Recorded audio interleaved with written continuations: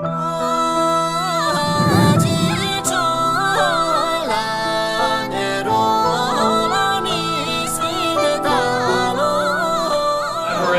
new friends, we hope, and we're very, very grateful that you've chosen to support us and to help us. And for those of you who are new, those of you who are old friends and partners, you already know us, but those of you who are new, Tibet House US is dedicated to presenting and to preserving and to promoting Tibetan culture, its best aspects, those useful aspects that might be of some benefit to us here in the West.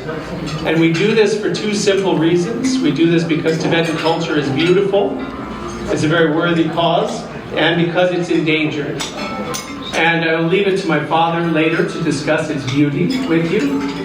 Some of you already know, and in the program I write an overly lengthy introduction as to why it's endangered, so we won't need to cover that there. There are some reasons, and they're banal and petty, but there it is. So thank you so very much for coming. Bon appetit, and I'd like to introduce just briefly before we continue a troupe of Tibetan dancers who will be doing a little welcome to the group as we begin dinner. So bon appetit, and thank you again for coming.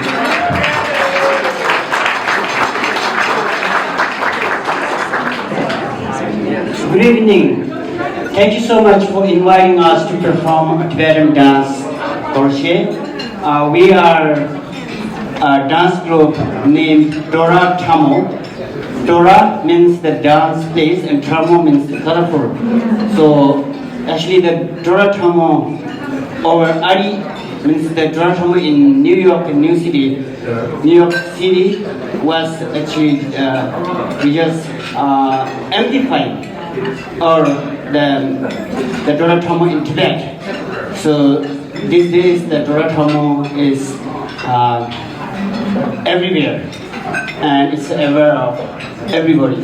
So we will be going to perform a dance named Manzo Mingsu Gomsong. Means we gather here brothers and sisters. Thank you.